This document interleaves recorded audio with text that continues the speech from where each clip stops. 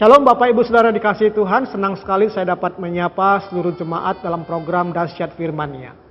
Bapak Ibu Saudara dikasihi Tuhan, adalah satu perusahaan yang berasal dari Cina yang didirikan oleh Chang Hongqiao pada tahun 1997. Saat ini perusahaan ini sedang berkembang bertambah lebih luas lagi. Bahkan dikatakan 20.000 cabang di Asia termasuk Indonesia.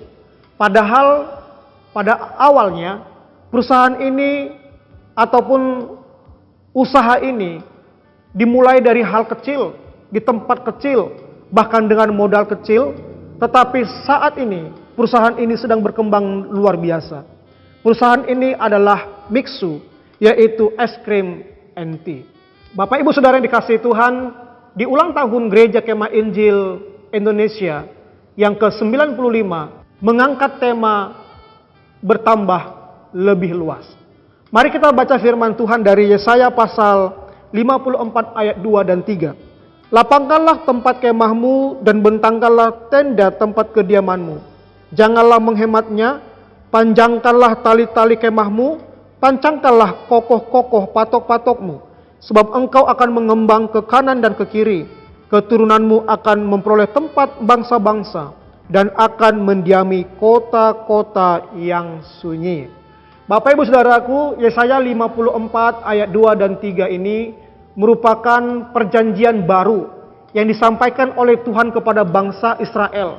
Pada waktu itu bangsa Israel baru keluar dari perbudakan di Babel selama 70 tahun. Dan pada waktu bangsa Israel keluar dari Babel, mereka mengalami pergumulan tantangan yang berat. Yang pertama, keturunan mereka semakin hari semakin habis. Dan mereka bingung siapa yang akan melanjutkan perjalanan mereka menuju tanah perjanjian atau negeri perjanjian dalam ayat yang pertama. Kemudian pergumulan mereka tentang bagian ataupun tata letak dari warisan yang menjadi hak mereka. Tetapi pada waktu itu lewat hambanya, lewat nabinya Yesaya, Tuhan memberikan perjanjian yang baru. Memberi semangat kepada bangsa Israel bahwa Tuhan berjanji akan mendatangkan berkat, sukacita, sorak-sorai bagi bangsa Israel dalam ayatnya yang pertama. Yang kedua, Tuhan berjanji akan memberkati mereka dengan keturunan yang bertambah-tambah, yang semakin besar, semakin banyak di dalam ayat 1 dan ayat yang ketiga.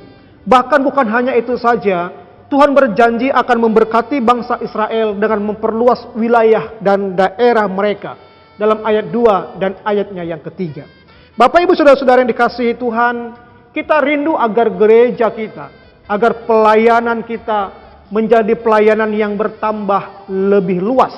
Ini kerinduan dan harapan kita. Pertanyaannya adalah apa yang harus kita lakukan agar pelayanan gereja, agar pelayanan kita semakin bertambah lebih luas. Dari Yesaya pasal 54 ayat 2 dan 3 ini, saya menemukan ataupun ada langkah-langkah yang harus kita lakukan agar gereja ataupun pelayanan kita bertambah lebih luas. Yang pertama, kita harus memperluas pelayanan kita. Dalam ayat 2 bagian A firman Tuhan berkata, lapangkanlah tempat kemahmu dan bentangkanlah tenda tempat kediamanmu, jangan menghematnya. Bapak Ibu Saudara, perintah Tuhan kepada bangsa Israel agar bangsa itu memperluas tempat kediaman mereka.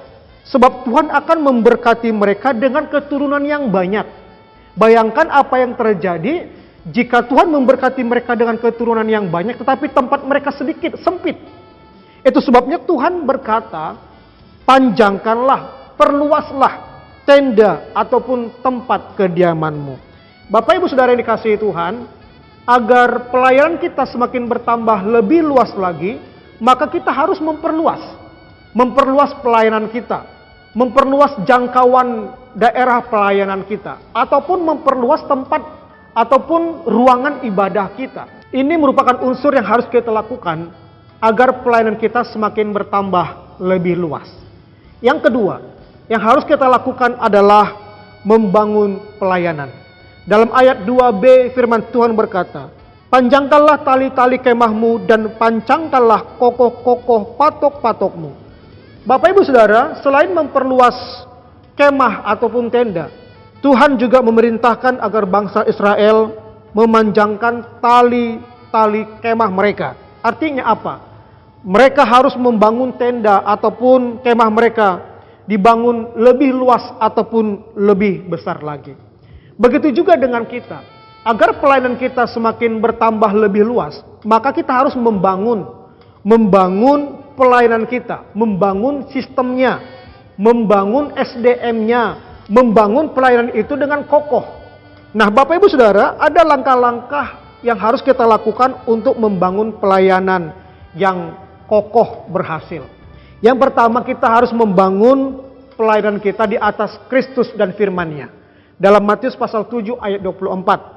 Yang kedua, kita harus seia sekata, erat bersatu, sehati sepikir. Dalam 1 Korintus pasal 1 ayat yang ke-10. Dan yang ketiga, untuk membangun pelayanan yang kokoh dan berhasil, maka kita harus membuang ego kita, membuang kepentingan diri sendiri. Dalam Yakobus pasal 3 ayatnya yang ke-16. Bapak Ibu Saudara yang dikasihi Tuhan, agar gereja kita semakin bertambah lebih luas lagi, agar gereja kita, pelayanan kita semakin bertumbuh, bertambah lebih luas lagi, maka kita harus membangun pelayanan kita. Kita harus membangun gereja kita. Kita harus membangun sinergi satu dengan yang lain. Tidak boleh mementingkan diri sendiri. Harus seia sekata, sepikir bersatu. Bahkan kita harus mendasari pelayanan kita di atas kebenaran firman Tuhan dan di atas Kristus itu sendiri. Yang ketiga, bagaimana agar pelayanan kita semakin bertambah lebih luas lagi? Yang ketiga adalah memperkuat pelayanan kita. Dalam Yesaya 54 ayat 2 bagian B, firman Tuhan berkata, "Panjangkanlah tali-tali kemahmu dan panjangkanlah kokoh-kokoh patok-patokmu." Bapak Ibu Saudara, selain memperluas, selain membangun, Tuhan juga meminta agar bangsa Israel memancangkan kokoh patok-patok kemah mereka. Artinya apa? Kemah ataupun tenda itu harus dibangun dengan kuat agar tidak mudah rusak ataupun hancur ketika angin datang. Bapak Ibu Saudara yang dikasihi Tuhan, begitu juga di dalam pelayanan kita. Di dalam pelayanan gereja kita. Agar pelayanan kita semakin bertambah lebih luas lagi, kita harus memperkuat pelayanan itu. Kita harus memperkuat gereja kita. Nah, bagaimana caranya? Ada langkah-langkah praktis yang harus kita lakukan. Yang pertama, kita harus membangun kesatuan di dalam kasih Yesus satu dengan yang lain.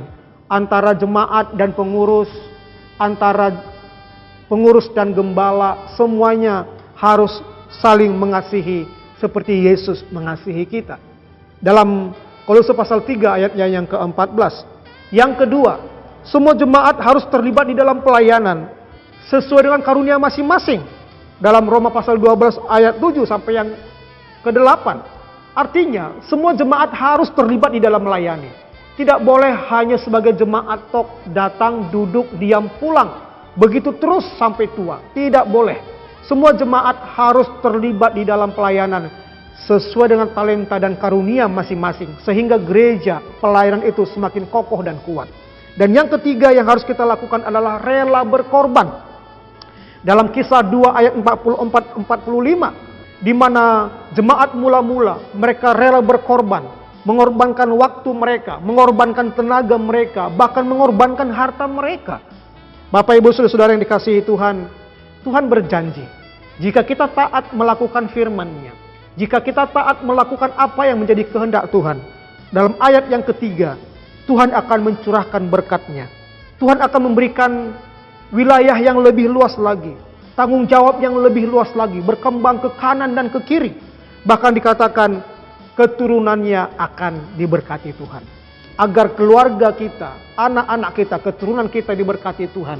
Mari kita melayani Tuhan sesuai dengan panggilan kita masing-masing.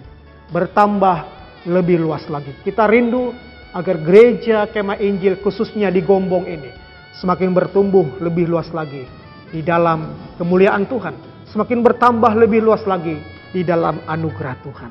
Tuhan Yesus memberkati.